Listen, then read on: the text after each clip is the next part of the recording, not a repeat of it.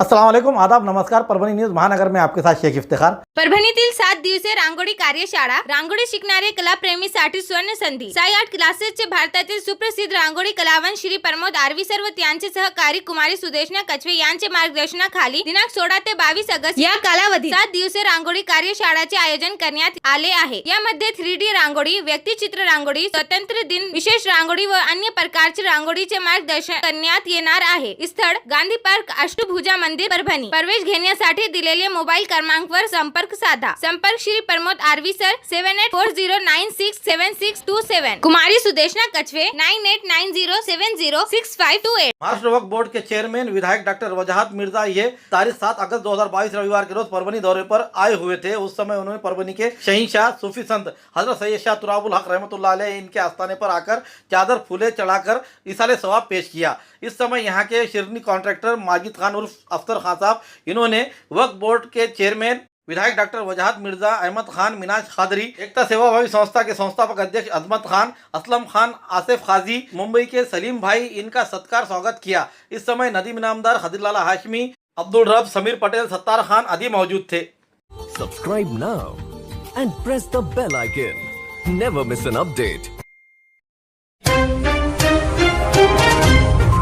महाराष्ट्र अंधश्रद्धा उन्मूलन समिति के संस्थापक शहीद डॉक्टर नरेंद्र दाभोलकर, इनके हत्या को 20 अगस्त के रोज 9 वर्ष पूरे हो रहे हैं। आज भी जांच एजेंसी को दाभोलकर के खून करने वालों की जांच पूरी तरह से नहीं कर पाई है। शहीद डॉक्टर दाभोलकर की हत्या हुई, लेकिन उन्होंने बताए हुए विचारों की हत्या नहीं की जा सकती है, ऐसा संदेश हर साल निर्भय मॉर्निंग वॉक का आयोजन समूचे राज्य में किया जाता है। उसी का एक हिस्सा परभणी में 20 अगस्त शनिवार के रोज निर्भय मॉर्निंग वॉक का आयोजन करने का महाराष्ट्र अंधश्रद्धा उन्मूलन समिति के परभणी जिला अध्यक्ष डॉक्टर रविंद्र मानवतकर, इन्होंने सभी के सहमति से तय किया है। बस स्टेशन के करीब डॉक्टर जगदीश नाइक इनके अस्पताल में तारीख 7 अगस्त के रोज मीटिंग ली गई। इस बैठक के अध्यक्ष अनीस, परभणी जिला उपाध्यक्ष मेडिकल ऑफिसर डॉक्टर परमेश्वर साळवे ये थे। बैठक की शुरुआत ज्योतिषियों को नहीं समझा भविष्य, इस गीत को राज्य कार्यकारिणी सदस्य मुंजाजी कांबळे ने पेश कर की गई। प्रस्तावना अनीस के शहराध्यक्ष प्रोफेसर डॉक्टर चंद्रकांत गांगुर्डे ने इन्होंने की, तो प्रोफेसर मानिक लिंगायत इन्होंने जानकारी बताई। परभणी के जिला स्तर पर भानामती अनुमोदन केंद्र स्थापन करने की बात रखी गई। बैठक का संचालन डॉक्टर सुनील जादव ने किया, तो आभार प्रोफेसर डॉक्टर सारिका सावंत ने माना।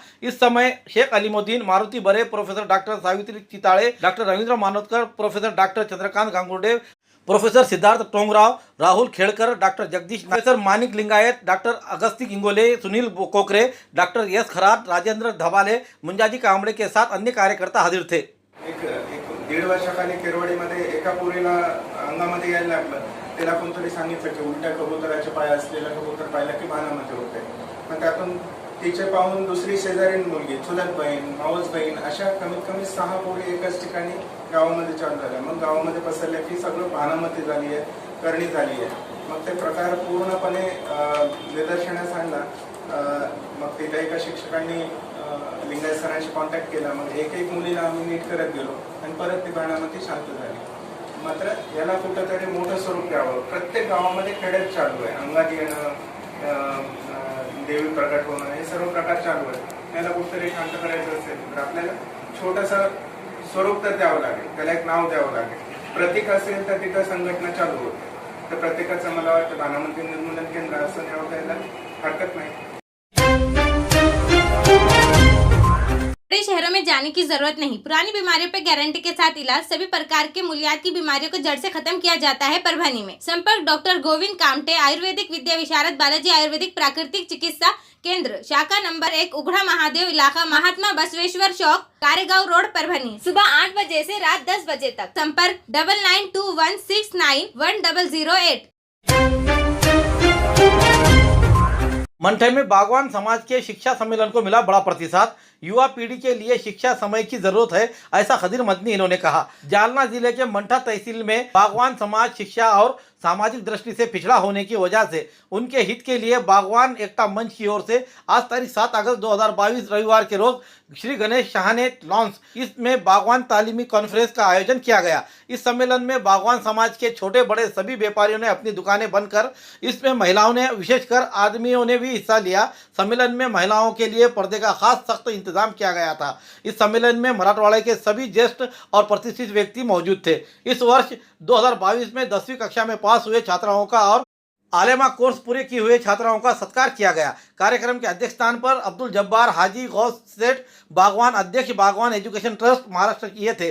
तो प्रमुख अतिथि में मौलाना अब्दुल खदीर मदनी एम.ए. अरबी गोल्ड मेडलिस्ट और कार्यकारी अध्यक्ष बागवान एजुकेशन वेलफेयर सोसाइटी औरंगाबाद, उसी तरह सैयद सलीम सेठ बागवान अध्यक्ष बागवान पंच कमेटी परभनी जिला सेलू के मौलाना सादिक नदवी। इन्होंने शादियों में बेफजूल खर्च को रोकते हुए बच्चों के शिक्षा पर खर्च करने की बात कही। कार्यक्रम का संचालन हाफिज शबाब काशफी इन्होंने किया। तो आए हुए सभी मान्य गुणों का आभार मुक्तदीर बागवान ने माना। इस कार्यक्रम को कामयाब बनाने के लिए बागवान एकता मंच के सभी पदाधिकारियों ने और सदस्यों ने मेहनत की। यहाँ मंठा आकर बड़ी खुशी व मसरत हुई कि हाफिज शबाब साहब और उनके साथियों ने मिलकर यकता बागवान यकता मंच एक बनाई और उसके तहत बड़ा प्रोग्राम, शानदार तालीमी प्रोग्राम लिया। 40 ऐसे बच्चे जिन्होंने 10वीं 12वीं कामयाब किया या आलिम हाफिज बने, उनका इस्तकबाल किया। और तकरीबन यहाँ जो 200 मकानात है बागवान बिरादरी के, उन सब ने अपने कारोबार एक दिन के लिए बंद रखे और औरतें भी अपने कारोबार जो कामकाज से जोहर के बाद वो आकर उस प्रोग्राम में शरीक रहीं। ये बहुत ही शानदार प्रोग्राम था, काबिल तकलीद अमल है। इसीलिए मैं इस मिसाली प्रोग्राम को काबिल तकलीद समझकर ये तमाम बागवान बिरादरी के नौजवानों से ये कहूँगा कि इस तरह का हर जगह प्रोग्राम हो और इस तरह के प्रोग्राम मुनाकिद करके हम बच्चों को उनकी हिम्मत अफजाई करेंगे। ये बागवान बिरादरी के लिए नहीं बल्कि ये मुल्क के लिए, इस वतन के लिए और हमारे देश के लिए ये काबिल फ़ख्र चीज़ होगी। इसका जो है ये नाम रोशन होगा, दूसरी जगह भी करते रहें। तो मैं यकता मंच के जो और जितने काम करने वाले हैं, मैं उनको भी ये कहूँगा कि आप आगे बढ़ें। इंशाल्लाह हम तमाम जितने बागवान बिरादरी के ट्रस्ट के लोग हैं आपके साथ हैं, आपके साथ काम करेंगे, आपका हाल बटाएंगे। अल्लाह आपको और हिम्मत दे, हौसला दे, इस तरह के काम करने की तौफीक मरहमत फरमाए। व आखिर दावाना अल्हम्दुलिल्लाहि रब्बिल आलमीन। महाराष्ट्र वक्फ बोर्ड के चेयरमैन एवं कांग्रेस आय अल्पसंख्यक प्रदेश अध्यक्ष विधायक डॉक्टर वजाहत मिर्जा और प्रभारी महाराष्ट्र प्रदेश अल्पसंख्यक विभाग के अहमद खान आज तारीख 7 अगस्त 2022 रविवार के रोज परभनी दौरे पर आने पर रात 8 बजे परभनी के पाडेला फंक्शन हॉल में उनका सत्कार कर शहर एवं जिले के शिक्षा विभाग से जुड़े संस्था चालक, प्रोफेसर, पत्रकार और विविध क्षेत्र में कार्य कर रहे सामाजिक एनजीओ के पदाधिकारियों की बैठक लेकर वक्फ बोर्ड के विविध समस्याओं पर चर्चा की गई। इस कार्यक्रम के अध्यक्ष अब्दुल हफीज चौस बॉस ये थे। इस समय महानगर जिला अध्यक्ष नदीम इनामदार, मोहम्मद ईसा जहाबाज, अतीकुर रहमान, हाजी मूसा नागानी, मोइन मौली, जिया सर, पत्रकार हमीद मलिक, गाजी फहीम, मोइन खान, बशीर सर, जावेद याफई के साथ बड़ी संख्या में पदाधिकारी हाजिर थे। कार्यक्रम का आयोजन गुलाम मोहम्मद मिट्टू इन्होंने किया। कार्यक्रम का संचालन मोहम्मद इकबाल सर ने किया। तो आए हुए मान्य गणों का आभार हाजी मोहम्मद गुलाम मिट्टू इन्होंने माना।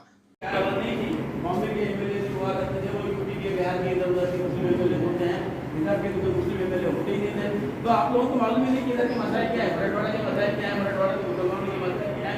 तो मैं आपसे जो है मेरी बात गुजारिश करूँगा कि आप इस तरफ तवज्जो दीजिए और इस मामले में ये खास तौर से वफाकी मसाइल पर माहिरीन और जो लोग समझदार लोग हैं, साहिब समझ लोग हैं, इनका एक वर्कशॉप या एक सेमिनार आप लीजिए और मामला सॉर्ट करने की कोशिश कीजिए। शुक्रिया। और मैं यहाँ कल आए थे तो आपसे अभी तक आपके साथ हूँ तो कांग्रेस का कार्य है, लेकिन आज मैं आपके सामने अभी भी खड़ा हूँ मस्जिद का खादिम और मस्जिद का खादिम औकाफ के सदर से गुजारिश करने का बरबरी में कुछ मसाजिद सारे मस्जिद औकाफ के अंदर उनकी तनख्वाहें, उनकी लाइटिंग, उनकी सब औकाफ इसलिए हम इसको बहुत दिनों से काम कर रहे हैं। हमारे तरफ की वजह से हम लोग इससे काफ़ी देर से हुए हमारी बदकिस्मती ये पहले हमारे पास बहुत अच्छे मेम्बर्स मिले, लेकिन औकाफ में और मस्जिद इमाम और इन पर भी काम हम काफ़ी मेहनत करते हैं। इसलिए सदर साहब के खिलाफ नहीं बोलूँगे, लेकिन उनके साथ परवरी में हमने कम से कम 5 बार उनकी ये मेहनत की है और उन्होंने बात की। हमारे पास 2000 रुपये इमाम एक बार 5 साल की बारिशों से वहाँ से तनख्वाह बड़ी 5,000 पिछली काउंसिल में आपकी बोर्ड में आप जब नहीं थे 25,000 हो गया। अब जब व्यक्ति बन गए 25,000 डिक्लेयर हो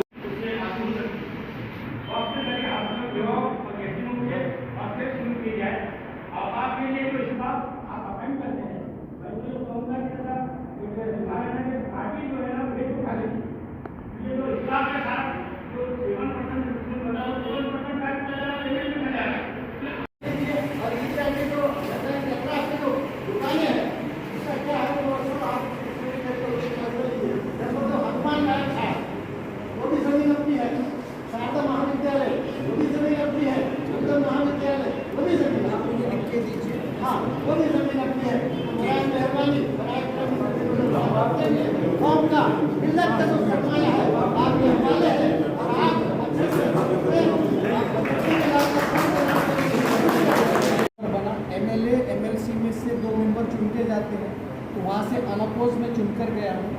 और उसके बाद में अल्लाह के करम से नवंबर 2021 में मैं चेयरमैन बनने का मेरे पे जिम्मेदारी आई, वो भी इलेक्टेड चेयरमैन था। एक बात साफ करना चाहता हूँ कि सरकार भले ही बदल जाएंगी, लेकिन जो 10 मेंबरों ने मुझे अनअपोज चुन के दिया, उनका जब तक भरोसा है तो इंशाअल्लाह ताला चेयरमैनशिप कायम रहेगी। ये भी साफ तौर पर बताना चाहता हूँ। तो कुछ लोग सोच रहे थे सरकार बदल जाएंगी तो चेयरमैन बदल देंगे, ऐसा नहीं है। हाँ, ये ऐसा बोर्ड है, ये ऐसा बोर्ड है जो अकेला महाराष्ट्र में बहुत बोर्ड है अलग अलग महामंडल, जैसे मौलाना आजाद भी है, लेकिन वक्फ बोर्ड ऐसा है जो पार्लियामेंट के एक्ट से बना हुआ। 1995 का पार्लियामेंट का एक्ट है, वक्फ बोर्ड एक्ट में ये पूरी उसकी प्रोसीजर बताई है कि कौन मेंबर होना चाहिए, कौन अध्यक्ष होना चाहिए। जैसे 2 मेंबर ऑफ पार्लियामेंट है, 2 एमएलए है, मुतवल्ली कोटे से 2 लोग हैं, बार काउंसिल ऑफ महाराष्ट्र से 2 लोग मुस्लिम हैं, गवर्नमेंट के रिप्रेजेंटेटिव है। और 2001 के बाद में पहली बार ऐसा हो रहा है वक्फ बोर्ड पूरा मुकम्मल है। एक जगह खाली है, एक लेडीज मुतवल्ली की जगह इनको उनके कोरोना में इंतकाल हो गया तो उनकी जगह खाली है, बाकी पूरा बोर्ड यहाँ पर अच्छी तरह से बना हुआ है। बिल्कुल के साहब के जहन में बात हुई थी कि महाराष्ट्र वक्फ बोर्ड की प्रॉपर्टी कितनी है, बिल्कुल सही कहा आपने भी, बहुत से लोगों को मालूम है। लेकिन जो अभी तक हमारे पास माहिती आई है, जो मालूमात आई है, इसमें थोड़ा आगे सुधार भी हो सकता। अभी तक 97,000 एकड़ ज़मीन है महाराष्ट्र वक्फ बोर्ड की, 97,000 एकड़ ज़मीन। और बदकिस्मती ऐसी हकीज भाई, इसमें से करीब करीब 50 से 60% प्रॉपर्टी के ऊपर इलीगल पोजीशन, और उसमें भी बदकिस्मती ऐसी है कि उसमें से 70 से 80% इलीगल पोजीशन करने वाले मुसलमान। ये भी हमको गौर करने की जरूरत है। ये कि हमारी भी जिम्मेदारी है कि भाई हमने वक्त की प्रॉपर्टी के अगर किसी ने कब्जा किया है तो उसको अपने वापस जगह पे देने की हम सबकी जिम्मेदारी। एक बात और बताना चाहता हूँ कि वक्फ बोर्ड के आपने थोड़ा वक्फ बोर्ड के बारे में भी बताना बेहद आपको ज़रूरी है। महाराष्ट्र का वक्फ बोर्ड अकेला ऐसा बोर्ड है, बाकी जितने भी महाराष्ट्र में करीब करीब 70 से 80 बोर्ड है, बाकी सब बोर्ड के कर्मचारियों की सैलरी गवर्नमेंट देती। महाराष्ट्र का वक्फ बोर्ड अकेला है जिसको खुद के पैसों से सैलरी देना। आप लोगों को बहुत से लोगों को ये लगता कि गवर्नमेंट ऑफ महाराष्ट्र, नहीं, बिल्कुल नहीं। महाराष्ट्र वक्फ बोर्ड को अपने रेवेन्यू जनरेट करके अपने कर्मचारियों की सैलरी देना। ये अकेला बोर्ड है, बाकी जितने भी बोर्ड है महाराष्ट्र में, चाहे वो मौलाना आज़ाद हो, कोई भी बोर्ड हो, उनकी सबकी सैलरी गवर्नमेंट ऑफ महाराष्ट्र देती है। तो इसलिए क्या होता है कि वो सही कहा आपने कहा बहुत सा पैसा हमारे कर्मचारियों की सैलरी में जाता है, लेकिन आप उनके बारे में भी सोचिए, वो भी सिर्फ छठे वेतन आयोग पे काम कर रहे हैं। पूरे महाराष्ट्र में, पूरे इंडिया में 7वां वेतन लग गया, लेकिन छठा वेतन है। और एक बात बताना चाहता हूँ, महाराष्ट्र वक्फ बोर्ड में करीब करीब 263 लोगों की जगह है और काम करने वाले सिर्फ 27 लोग।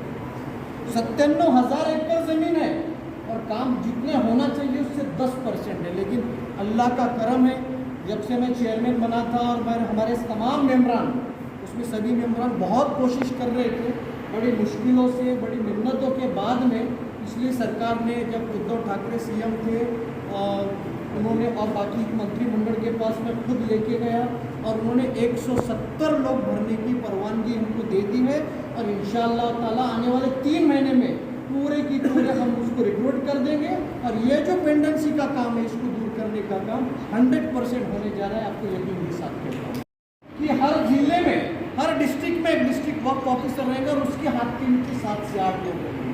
और ये भी हम प्लान कर रहे हैं, जैसा आपने सही कहा कि मराठवाड़ा में प्रॉपर्टी ज़्यादा है, तो सबसे ज़्यादा औरंगाबाद, भीड़ और परभनी में प्रॉपर्टी वक्फ बोर्ड की, तो यहाँ पर बहुत कर्मचारियों की, बहुत स्टाफ की ज़रूरत है। तो हम हर डिस्ट्रिक्ट में वैसा स्टाफ पैटर्न नहीं रखना चाह रहे। जहाँ पे ज़्यादा प्रॉपर्टी है, जहाँ ज़्यादा काम है, वहाँ पे ज़्यादा स्टाफ रखेंगे। तो इंशाअल्लाह ताला आपके परभनी के अंदर आने वाले 3 महीने में अभी गवर्नमेंट रिक्रूटमेंट रूल बना रही है, परवानगी आ गई 170 लोगों की जगह भरने की, लेकिन रिक्रूटमेंट रूल तैयार नहीं थे। अभी रिक्रूटमेंट रूल तैयार हो गए हैं और ये रिक्रूटमेंट रूल तैयार होने के बाद पेपर में जाहिरात देंगे और पूरे ईमानदारी से उसको भरने का काम करेगा। और उसमें ये किया जाएगा कि हर डिस्ट्रिक्ट ऑफिस में, अभी होता ये था कि आपको समझ लो कोई एप्लीकेशन करना है तो औरंगाबाद जाके करना पड़ता है, खैर समझ परभनी से कभी 260 किलोमीटर या कितना 250 किलोमीटर 260-200 किलोमीटर, लेकिन गोंदिया और नागपुर से जाने वाले को औरंगाबाद में तो 700-800 किलोमीटर हो जाता है। तो ये सारी चीज़ें देख के हमने ये तय किया है कि वक्फ बोर्ड का रजिस्ट्रेशन का खास तौर पे एक पोर्टल तैयार किया जा रहा है और ऑनलाइन सबमिशन करने का काम होगा। अब आपको औरंगाबाद जाने की इंशाल्लाह आने वाले 3 महीनों में जरूरत नहीं पड़ेगी, ये भी आपको मैं यकीन दिलाता। आज का ये जो प्रोग्राम थोड़ा सा लिया गया है, लेकिन बड़ा ही बामकसद प्रोग्राम मुझे लग रहा है। ये जो वक्फ बोर्ड की प्रॉपर्टीज़ के बारे में बहुत सारे लोगों की शिकायतें हैं कि प्रॉपर्टीज़ का प्रॉपर इस्तेमाल नहीं हो रहा है, उसका फ़ायदा प्रॉपर अमाउंट को नहीं पहुँच रहा है। ये तमाम बातें आज से नहीं बल्कि तकरीबन 20-25 साल से चली आ रही है। सिलसिला जारी है।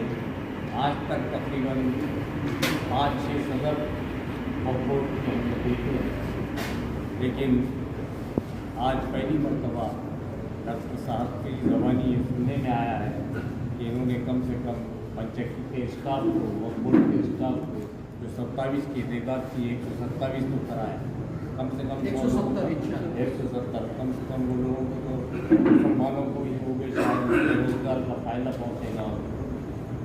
बहुत सारी शिकायतें हैं लोगों, बहुत सारी उम्मीदें भी हैं डॉक्टर साहब। अब वक्त खत्म हो चुका है, मैं ज़्यादा बात नहीं करना चाहता हूँ, लेकिन आपको एक शेर सुनाना चाहता हूँ। मैं तो बस एक जाम हूँ किन लबों तक पहुँचूँ, मैं तो बस एक जाम हूँ किन के लबों तक पहुँचूँ, गज़ब की प्यास लिए हर बशर लगे हैं, हर एक की उम्मीद है आपसे कि आप शायद काम करेंगे। और इंशाल्लाह डॉक्टर साहब से हम उम्मीद रखते हैं, डॉक्टर साहब MLC बनने से पहले और वक्फ बोर्ड के सदर बनने से पहले भी वो एक सोसाइटी चलाते हैं, उसके सदर है, जिम्मेदारी के साथ काम लेते हैं। और अल्लाह ताला ने उसी पर, अल्लाह अपने बंदों पर उतना ही बोझ डालता है जितना वो सह सकता है। पहले सोसाइटी का बोझ था, आपने उसकी सहा अच्छे से निभाया। 4 साल पहले आपको अल्लाह ने MLC का बोझ डाला, आपने उसको निभाया। आज महाराष्ट्र के चेयरमैन का अल्लाह ने बोझ डाला। तो हम ये उम्मीद करते हैं और हम ये गवाही देते हैं कि जहाँ भी आपको भी अगर ज़रूरत महसूस हो वक्फ बोर्ड के कामों के हद तक, जितने भी हजरात यहाँ मौजूद हैं वो सब के सब आपके साथ हैं और आप हमारे साथ हैं। अस्सलाम वालेकुम, आदाब, नमस्कार। परभनी न्यूज़ महानगर में आपके साथ शेख इफ्तिखार। आज परभनी के पाड़ेला फंक्शन हॉल में यहाँ के वक्फ बोर्ड के चेयरमैन, महाराष्ट्र वक्फ बोर्ड के चेयरमैन वजहत मिर्ज़ा ये आए हुए थे। ये किस ज़िम्मन में आए थे? यहाँ जो कार्यक्रम का आयोजन किया गया था, हमारे गुलाम मोहम्मद बिट्टू इन्होंने ये कार्यक्रम का आयोजन किया था। किस लिए किया था और किस मामले को लेकर उन्होंने यहाँ पर कार्यक्रम का आयोजन किया, आइए उन्हीं से जानते हैं। डॉक्टर वजहत मिर्ज़ा साहब जो है महाराष्ट्र वक्फ बोर्ड के चेयरमैन बनने के बाद ये दूसरा दौरा था, लेकिन ये अवामी दौरा पहला ही था उनका।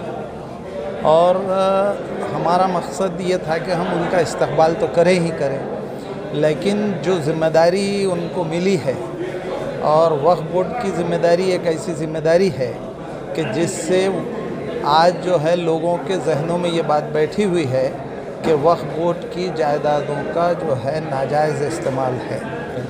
अब नाजायज़ इस्तेमाल कैसा है, क्या है, वो जो है मुतवल्लियों के कब्ज़े में जो जगहें हैं और ऐसी प्राइम लोकेशन की जो जगहें मुतवल्लियों के कब्ज़े में है, उनसे उनको निकालना।